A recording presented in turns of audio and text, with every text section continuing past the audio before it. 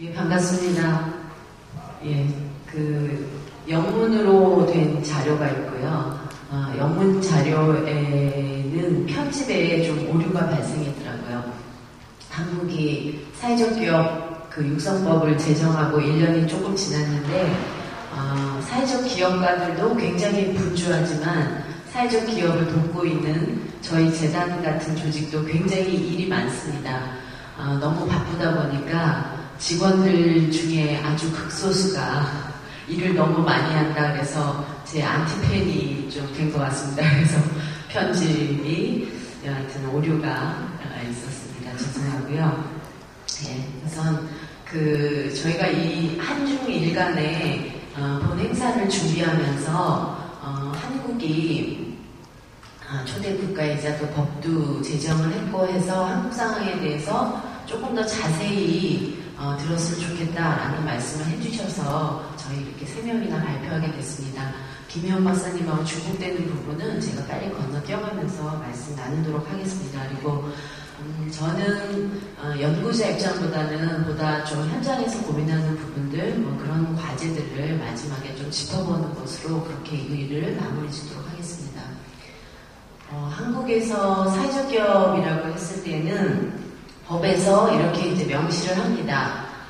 취약계층에게 공급되지 못하는 부족한 사회 서비스를 이제 확충하거나 또는 취약계층이 일반 노동시장에 진입이 어렵기 때문에 그런 분들의 노동통합을 위한 일자리를 제공하는 것을 목적으로 만들어진 기업이되 정부의 일정 기준을 갖추고 그리고 이제 인증을 받은 자를 사회적 기업이라고 이렇게 명명하고 있습니다. 그리고 정부의 이제 기준은 몇 가지 제시를 했는데요. 첫 번째로는 민법이나 상법상에 그러니까 비영리 단체나 아니면 재단법인, 사단법인, 주식회사, 유한회사 다양한 그런 어떤 법인격을 갖추고 그 다음에 두 번째로는 이제 기업으로서 1인 이상의 그런 유급 노동자를 고용하도록 하고 있고요.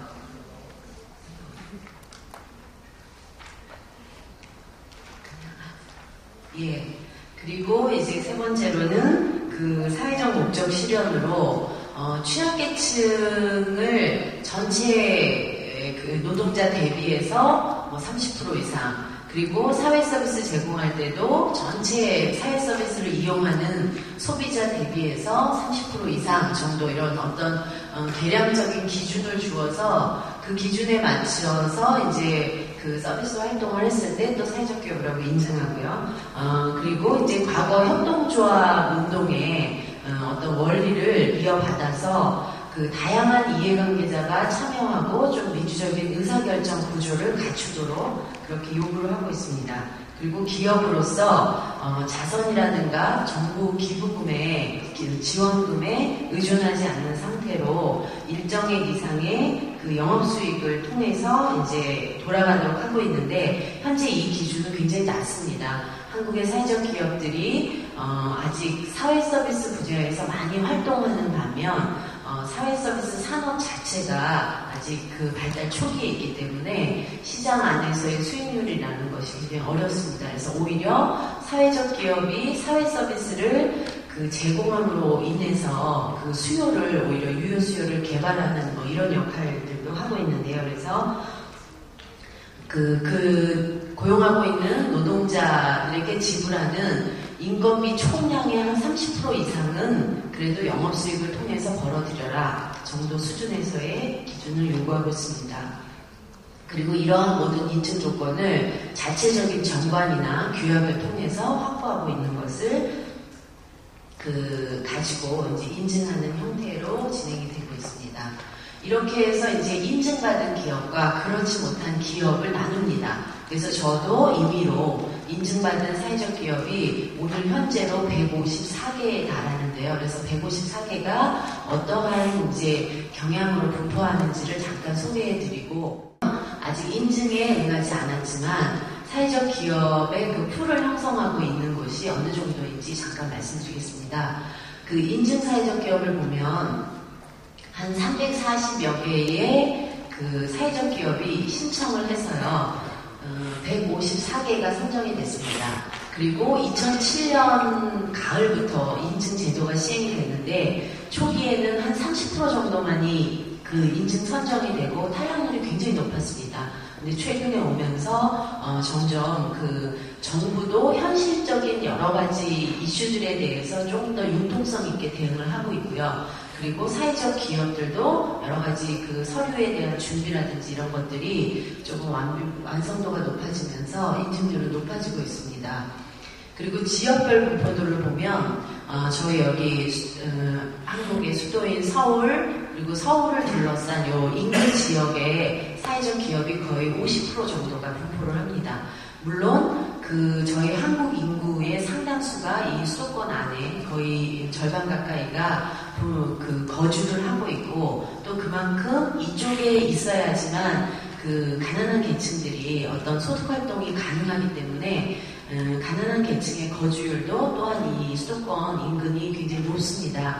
그러다 보니까 그러한 계층들을 지원하는 그 비영리 조직들도 이 수도권을 중심으로 많이 활동을 하고 있으면서 이 지역에서 사회적 기업을 많이 그 육성시키는 이런 결과로 나타나고 있습니다.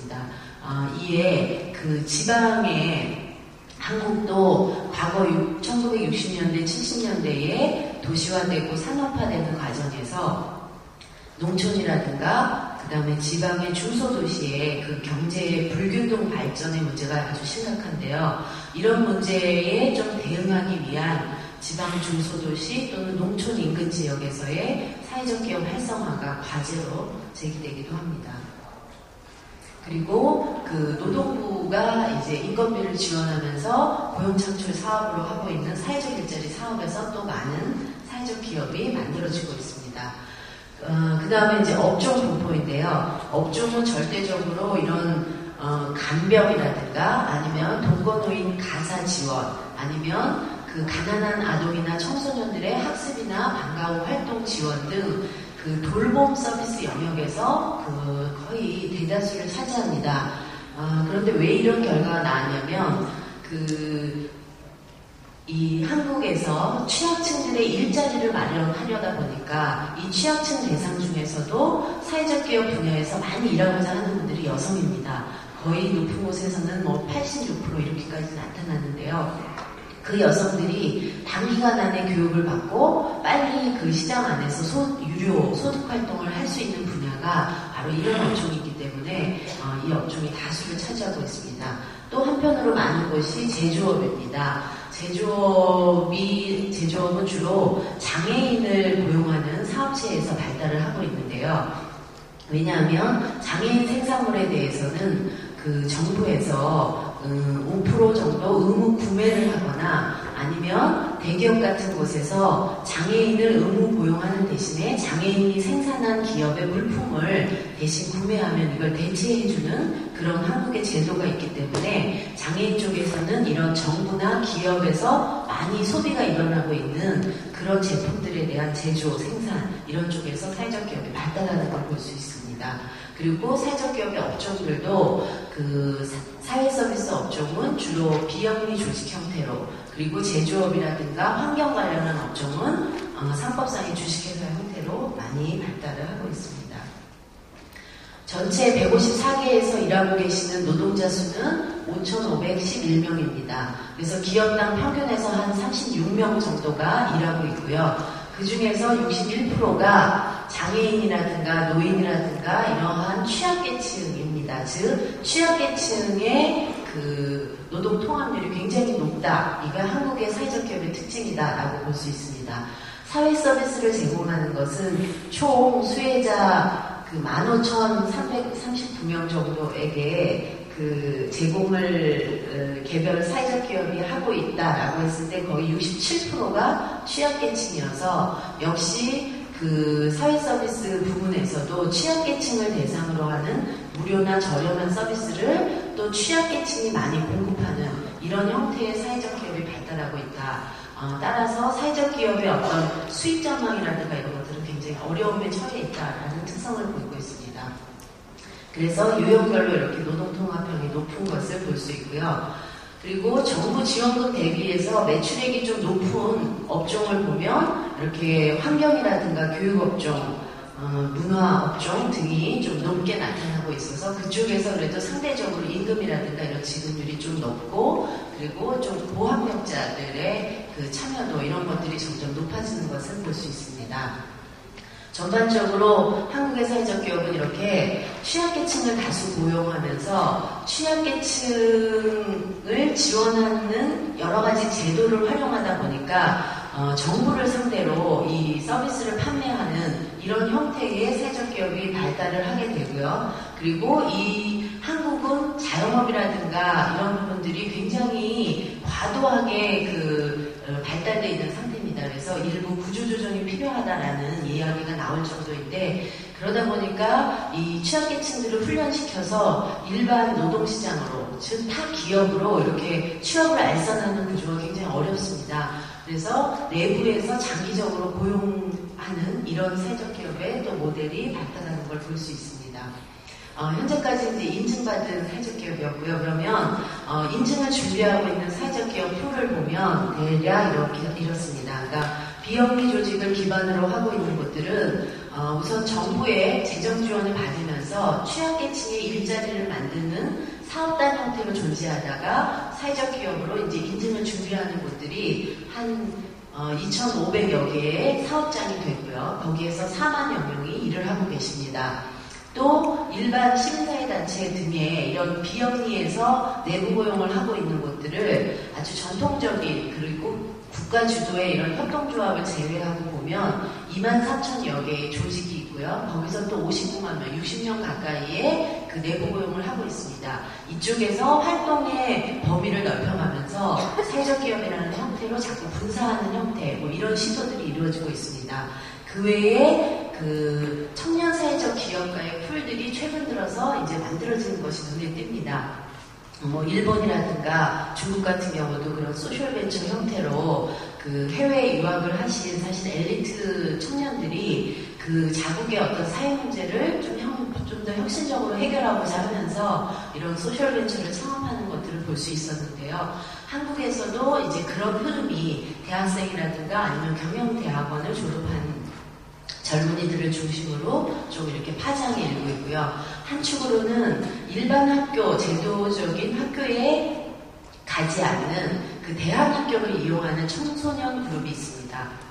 이들이 대학도 진학 안 하고 이제 고등학교 정도의 나이에서 이제 대안학교를 졸업하면서 자신들의 어떤 사회 진출 경로로 사회적 기업을 또 꽤 의미 있게 이렇게 준비하는 모습들이 나타나고 있고 저 한국에서도 여러 대학들이 이 청년들에 대한 사회적 기업에 대한 관심을 높이자 해서 소셜벤처 컴피티션이라든가 이런 부분들을 많이 확대해가고 있는 추세입니다.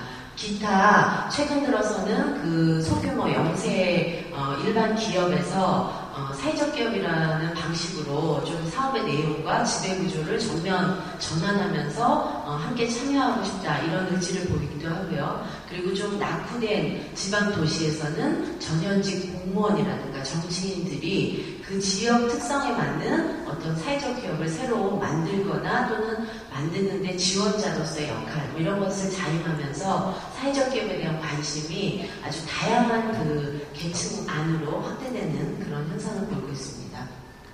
이에 따라서 사회적 기업에 대한 업종이 조금씩 변하지 않을까라는 전망이 보입니다. 저희 재단에도 사회적 기업을 준비하는 곳들이 많은 이제 상담을 오게 되는데 최근의 상담 경향을 보면 교육이라든가 문화 그리고 최근 한국의 대통령께서 녹색 성장으로 일자리를 창출하겠다라고 해서 환경과 관련한 산업을 대규모 육성하겠다라는 의지도 보이고 있는데 환경 분야 중에서도 그 친환경적인 대한에너지를 개발하는 분야 등에서 조금 더 고부가가치의 그런 사회적 기업에 대한 창업 시도들, 관심들 이런 것을 가지고 상담이 점점 늘어나고 있는 추세를 보이고 있습니다. 이러한 사회적 기업의 풀과 또는 예비 조직들의 풀을 두고 한국의 지원체들은 이렇게 움직입니다. 제도적인 지원 부분에서는 김현 박사님 좀 말씀해 주셨고, 정부가 재정 지원 외에 정부의 조달 구매라든가 이런 부분들을 지원하고 있고, 경영 지원이라든가 이런 각종 대국민 홍보 지원에서도 아주 적극적으로 동참하고 계시고요. 민간 차원에서는 새로운 어떤 그 사회적 기업을 위한 자본시장의 조성을 위해서 이런 기업 사회공헌 활동에 어떤 자금이 연계되는 것뿐만 아니라 사회책임 투자 운동들과 결합한 어떤 엔젤 투자자에 대한 모집이라든가 등이 시도되고 있습니다. 그리고 대한금융조직이라고 할 수 있는 마이크로 크레딧을 추진하던 그런 조직이라든가 등에서 사회적 기업을 위한 신용 대부 사업 등이 좀 더 확대되고 있고요. 그리고 사회적 기업의 가를 양성하는 부분이 굉장히 중요한 과제가 되고 있어서 전국 19개의 대학이나 시민단체들을 중심으로 해서 사회적 기업과 아카데미도 벌어져서 근 700명에 가까운 인력이 함께 교육받고 네트워킹이 활발히 이루어지는 것을 볼 수 있습니다.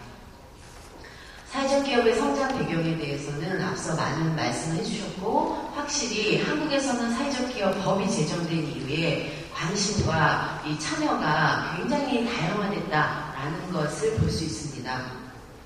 한국의 자발적인 사회적 기업에 대한 건설의 움직임들은 1980년대 중반 정도로부터 시작을 합니다. 빈민운동 영역에서 빈민들의 어떤 자립 가능한 경제 공동체, 그리고 지역에 좀 건강한 그런 경제 공동체를 새로 만들자라는 그런 시도에서부터 시작을 했지만, 자발적인 실험기는 자본의 부족, 기술의 부족, 전문 인력의 부족, 여러 가지 정책과 이런 지원의 부족 속에서 많은 실패를 거듭하게 되고요. 그리고 외환위기 이후로 이런 일자리의 위기라는 부분을 대응하고, 그리고 사회 양극화에 대한 대응으로 다시 한번 이제 관심과 이런 활동들이 제기되게 됩니다. 그러다가 2000년 이후에 이런 사회적 기업이라는 개념을 가지고 조금 더 미국, 유럽, 아시아의 여러 나라들도 벤치마크 해가면서 이제 발달을 하게 됩니다. 이 가운데에 아마 일본의 일본 전후의 생산자 협동조합 운동이 한국의 빈민운동의 협동조합 운동이 발달하도록 굉장히 많은 모델을 제시해줬고, 그리고 정책적인 아이디어도 많이 얻게 되었고요. 정부 차원에서는 이제 영국의 여러 가지 제도라든가 사회 환경들에 대한 관심들을 또 많이 가지고, 그런 것들이 이제 적절히 융합이 되면서 한국의 사회적 기업이 이제 자체적인 어떤 모델 찾기를 지금 하고 있는 상태라고 볼 수 있습니다. 한국 사회적 기업의 이제 전반적인 특징은 한국의 기존 사회복지 영역하고 큰 충돌 없이 발달을 했다는 겁니다. 그리고 한국은 아까 김현 박사님도 말씀하셨지만 사회복지 확충기에 사회적 기업들이 함께 만들어졌고, 이미 기존에 있었던 많은 공공 서비스라고 불리우는 곳들이 거의 97% 가까이가 이런 민간 비영리 조직들, 복지기관들에게 이미 위탁돼서 운영하던 형태를 띄었기 때문에 기존의 그런 민간 위탁체들이 커버하지 못하는 영역들, 그리고 보다 혁신적인 방법으로 지역 주민들이 주도하는 형태로 어떤 기업의 형태를 만들고 지역에서 이런 서비스 공급자가 될 수 있는 방식의 사회적 기업이 출현했을 때 그런 어떤 마찰이 없고, 오히려 기존 복지기관들도 이러한 사회적 기업 만들기에 동참하는 이러한 이제 경향을 보이면서 발달을 해왔고, 정부에 대한 이제 의존성 이런 부분을 해소하는 것은 절대적인 과제로 계속 제기가 되고 있습니다.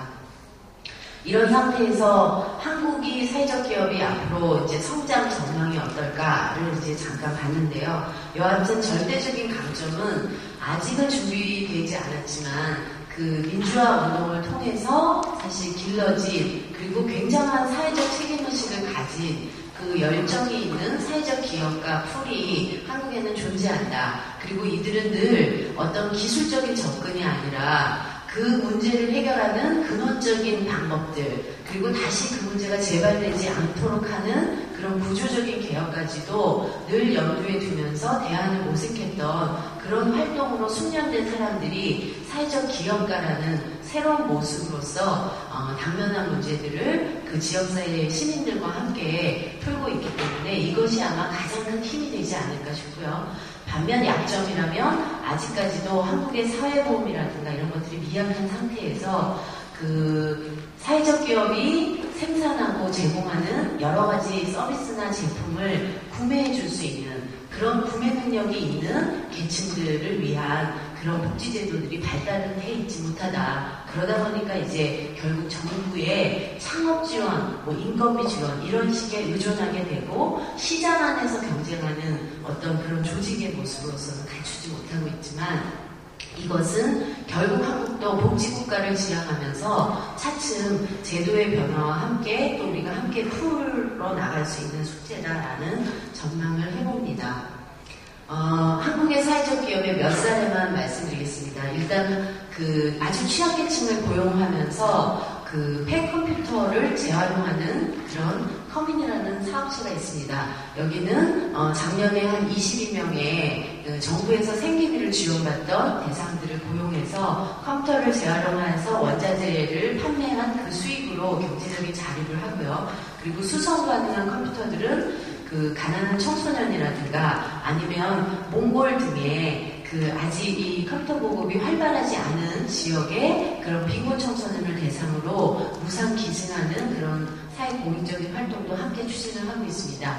그러한 이제 과정에서 몽골 정부로부터 몽골 지역 내 청소년들의 그 컴퓨터 관련한 어떤 교육센터를 운영하는 운영 주체로 선정돼서 사업의 영역이 굉장히 국제적으로 넓어지는 그런 효과도 얻게 됐는데 이 기업이 성장하는데 큰 그 요인이 됐던 것은 시민사회단체 간의 네트워크를 활용했다라는 겁니다. 즉 무상으로 폐컴퓨터를 기증받아서 그 컴퓨터를 구입하는 데 필요한 비용을 확 낮춘 것인데요. 그 무상으로 기증받을 수 있게 하는 데에는 63개 정도의 시민사회단체가 함께 일자리 만들기 운동본부라는 조직을 만들어서 공공조직이라든가 학교 그리고 각 가정에다가 이런 선의의 활동을 위한 어떤 폐컴퓨터 기증 이런 부분들을 캠페인처럼 불러일으켰었던 그것이 굉장히 큰 도움이 됐습니다. 그래서 개별 사업의 어떤 과제를 시민 네트워크라는 것으로서 풀었던 사례로 소개를 해드립니다. 두 번째로는 한국의 그 재미나고 조금 주목받을 수 있는 사례로 정부와 그리고 기업 사회공헌 활동과 그리고 NPO의 전문성이 결합하는 사회적 기업 모델들도 꽤 나타나고 있다는 것입니다. 그 중에 이렇게 SK라는 그룹과 함께 결식자 아동과 청소년들의 급식 문제를 해결하기 위해서 만든 사회적 기업 등이 있었습니다. 그리고 지역개발을 위한 농촌지역의 지역개발 컨설팅 사회적 기업 2장이라든가 아니면 지역의 녹색관광과 지역 유기농 등의 활성화를 위해서 지역의 문화사업과 그 다음에 그 농업을 함께 연계해서 도시 소비자와 연계하는 사업을 하는 전통문화 사랑모임 등의 사회적 기업 사례도 있습니다. 이제 정리하면서 사회적 기업들이 그 현장에서 고민하는 몇 가지 과제들을 쭉 나누면서 제 그 이야기를 정리할까 합니다. 첫 번째로는 이렇게 취약계층 노동통합적인 사회적 기업의 그 형태가 많고 또 정부의 재정 지원을 받으면서 다수의 취약계층을 고용하다 보니까 자칫 그 노동시장 자체가 여러 계층이 통합돼서 일하는 형태라기보다는 수급자, 장애자, 성매매 여성 또는 그 북한에서 이탈한 세터민 등 계층별로 이렇게 개토화돼서 성처럼 노동하는 형태의 그런 기업의 상들이 많이 나타나고 있어서 이것은 저희 내부적인 극복 과제가 되고 있습니다. 두 번째로는 모든 세계의 사회적 기업들이 도전받고 있는 수익성과 공익성을 어떻게 조화시킬 것이냐라는 과제는 저희에게 계속되는 화두입니다. 세 번째로서는 그 정부 조달 시장을 좀 현실화하는 것들, 거고요. 그리고 연결해서 한국의 윤리적 소비시장에 대한 전망이 그렇게 낙관적이지 않다라는 앞서 발제도 있었는데요. 그런 이제 소비자 운동을 어떻게 촉발시키면서 한국의 생산자 운동이 소비자 운동의 신뢰를 받는 기업으로서 다시 거듭날 수 있겠는가. 그래서 그러한 과제조차도 이 생산자 운동 그룹인 사회적 기업 분야에서 함께 좀 풀어야 나가야 될 숙제로 그렇게 고민하고 있습니다. 네 번째로는 그 지역별로 특성화된 사업을 개발해야 됩니다. 한국이 굉장히 면적도 좁은 국가이지만 그 지역 간의 어떤 특성이라든가 뭐 지역 간의 그 인구의 특성 여러 가지를 보이고 있기 때문에 지역별 그 사례 발굴이라는 것들이 굉장히 중요한 과제로 제기가 되고 있습니다.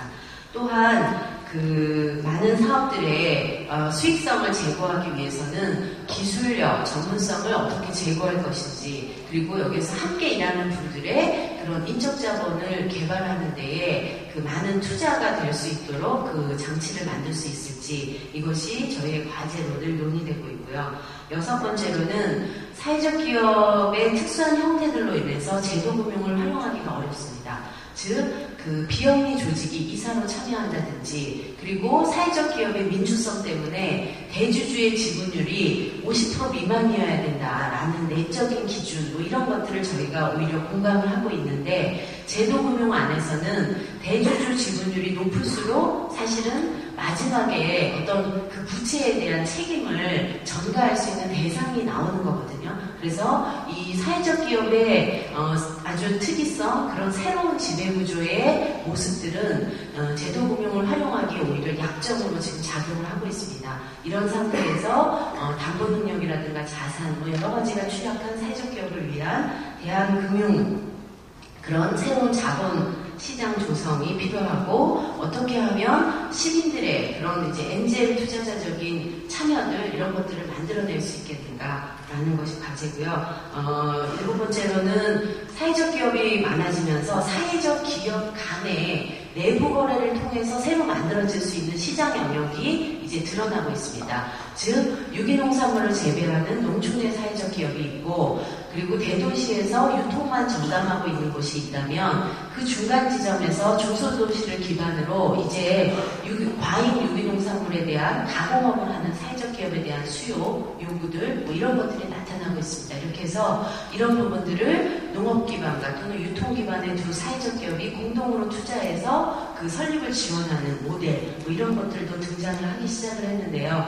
이 사회적 경제 블록을 형성한다라고 했을 때 사회적 기업 간의 이런 어떤 내부 거래 활성화와 조정 기능들 이런 것들이 충분히 살아날 수 있어야 된다고 봅니다.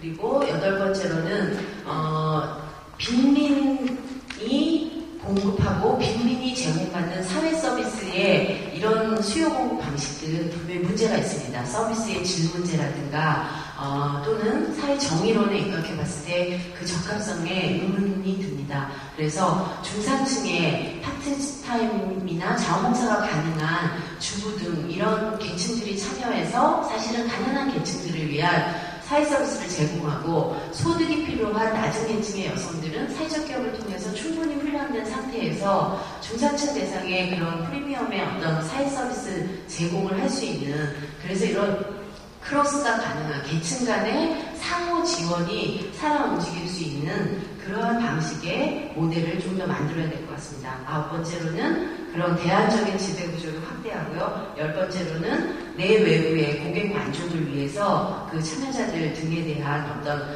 복지 서비스 연계 등의 사례 관리가 확대돼야 될 것 같고, 사회적 기업가에 대한 양성과 그 리더십의 개발, 그들 간의 네트워크 촉진이 중요하고요. 그리고 사회적 기업의 양보다 사회적 기업이 제공하는 노동의 질, 노동 조건의 질을 그 개선해내기 위한 여러 가지 장치들을 함께 만들어 가야 될 것 같습니다. 예, 그 외에 자료로 그 대체하도록 하고 제 발제는 여기까지 마치도록 하겠습니다. 고맙습니다.